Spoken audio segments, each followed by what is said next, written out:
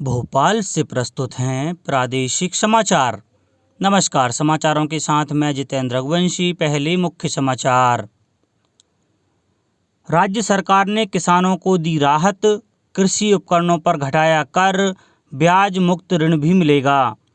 प्रदेश भर के collector, commissioner, IG और अन्य आला अधिकारियों के कामकाज की आज समीक्षा करेंगे मुख्यमंत्री।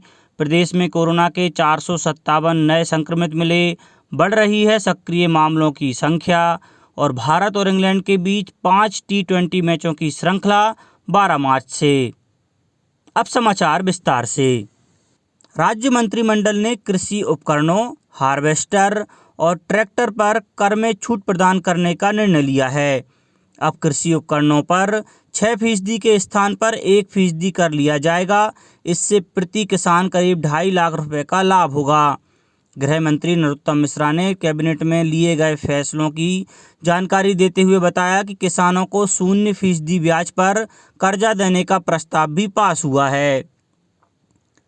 मुख्यमंत्री शिवराज सिंह चौहान आज 11 बजे भोपाल से वीडियो कॉन्फ्रेंस के माध्यम से प्रदेश के सभी कलेक्टर, कमिश्नर, आईजी, डीआईजी और पुलिस अधीक्षकों के साथ चर्चा कर विभिन्न योजनाओं, कार्यक्रमों और कानून व्यवस्था की समीक्षा करेंगे। मुख्यमंत्री गत माह की बैठक में दिए गए निर्देशों के पालन और प्रतिवेदन पर चर्चा भी करेंगे। श्री चौहान ने बीते 3 माह से मासिक समीक्षा का यह सिलसिला शुरू किया है। कॉन्फ्रेंस में कानून व्यवस्था और विकास की स्थिति की विस्तार पूर्वक समीक्षा की जाती है। गृह मंत्रालय ने जानकारी दी है कि केंद्र सरकार ने 42 संगठनों को आतंकवादी संगठन घोषित किया है। इन 42 आतंकवादी संगठनों को गैर कानूनी गतिविधि रोकथाम कानून 1967 की पहली अनुसूची के तहत सूचीबद्ध किया गया है। मंत्रालय ने यह भी बताया कि अगस्त 2019 से अलगाववादियों, खुले में घूम रहे असामाजिक तत्वों और पत्थरबाजों सहित 627 व्यक्तियों को कई स्थानों पर हिरासत में लिया गया है। मुख्यमंत्री शिवराज सिंह चौहान ने कहा है कि प्रदेश में शीघ्र ही केस शिल्पी बोर्ड का गठन किया जाएगा। बोर्ड में सैन समाज के सदस्यों को ही पदाधिकारी बनाया जाएगा ताकि समाज के उत्थान और आर्थिक सशक्तिकरण के लिए बेहतर कार्य हो सकें। मुख्यमंत्री कल इंदौर में चाणक्यपुरी चौराहे पर इंदौर विकास प्राधिकरण द्वारा निर्मित की जा रही संत शिरोमणि श्री सैन महाराज की प्रतिमा छतरी भूमि पूजन कार्यक्रम को संबोधित कर रहे थे। मंदसौर जिला प्रशासन ने मनरेगा के तहत खेत तालाब बनाने के लिए कार्य योजना तैयार की है। योजना के तहत प्रत्येक ग्राम पंचायत में कम से कम 5 खेत तालाब बनाए जाने का लक्ष्य रखा गया है। प्रथम चरण में जिले में 2200 खेत तालाब बनाने का लक्ष्य रखा गया है। मंदसौर जिला पंचायत सीईओ ऋषभ गुप्ता ने बताया कि खेत तालाब योजना से किसानों को लाभ तो मिलेगा ही, साथ ही साथ जल संरक्षण को बढ़ावा भी मिलेगा। रीवा जिले के रुपोली गांव में रहने वाली आशा कार्यकर्ता रंजना द्विवेदी को प्रभावशाली महिलाओं की सूची वुमेन 19 में तीसरे नंबर पर शामिल किया गया है। रंजना को यह उपलब्धि कोरोना काल में लोगों को जागरूक करने के लिए मिली है। अमेरिका की संस्था NPR.org ने रंजना का चयन किया है। वॉशिंगटन DC के नेशनल पब्लिक रेडियो में उनकी कहानी भी प्रसारित हुई है। प्रदेश में बीते 24 घंटों में कोरोना के 457 नए मामले सामने आए हैं, जबकि 2 लोगों की मौत हुई है। इसके बाद राज्य में संक्रमितों की कुल संख्या 2,65,527 और मृतकों की संख्या 3,874 हो गई है। नए मामलों में इंदौर में 157 और भोपाल में 86 मामले मिले हैं। राज्य में अब तक 2,57,942 मरीज कोरोना को मात देकर अपने घर पहुंच चुके हैं। इनमें 382 मरीज कल स्वस्थ हुए। अब प्रदेश में कोरोना के सक्रिय प्रकरण 3,711 हो गए हैं। भारत और इंग्लैंड के बीच 12 मार्च से 5 T20 मैचों की सीरीज शुरू हो रही है। इस सीरीज को इसी साल होने वाले वर्ल्ड T20 की तैयारी के तौर पर देखा जा रहा है। इस सीरीज में 4-1 या इससे बेहतर अंतर से जीत हासिल करने पर भारतीय टीम रैंकिंग में दुनिया की बेस्ट T20 टीम बन जाएगी। भारत ने इंग्लैंड के साथ 4 मैचों की क्रिकेट टेस्ट श्रृंखला में 3-1 से जीत हासिल की थी।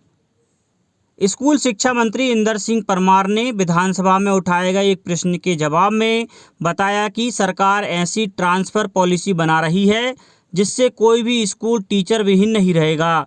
यह मामला बीजेपी विधायक यशपाल सिंह सिसोदिया ने उठाया था। इसके जवाब में कहा, कांग्रेस सरकार ने 35,000 टीचर के ट्रांसफ़र किए थे। इस कारण अलीराजपुर में 256, झाबुआ 208, बड़वानी 428, सीधी 122, मंडला 237 और धार में 208 स्कूल टीचर विहीन हो गए। उन्होंने कहा कि नई पॉलिसी में ऐसी व्यवस्था की जा रही है जिसमें टीचर ट्रांसफ़र होने के बाद उसे कार्यमुक्त तब तक नहीं किया जाएगा जब तक कि उसका विकल्प नहीं पहुंच जाता है। अब कुछ समाचार संक्षेप में। मंदसौर जिले के वात्सल्य धाम रेवास देवड़ा में वरिष्ठ नागरिकों के लिए विधिक साक्षरता शिविर का आयोजन किया गया। इसमें वरिष्ठ जनों को कानूनी अधिकारों की जानकारी दी गई। रीवा जिले के सभी शहरी क्षेत्रों में 12 मार्च से नगर उदय अभियान आरंभ किया जा रहा है। नगर उदय अभियान में शहरी क्षेत्र के पात्र हितग्राहियों को शासन की विभिन्न योजनाओं से लाभान्वित किया जाएगा।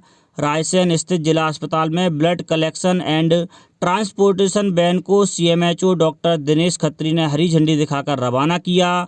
पन्ना जिला चिकित्सालय को राज्य स्तरीय कायाकल्प सूची में पहले 10 अस्पतालों में शामिल किया गया है। राष्ट्रीय स्वास्थ्य मिशन द्वारा जिला चिकित्सालय को पुरस्कार स्वरूप 3 लाख रुपए की राशि प्रदान की जाएगी।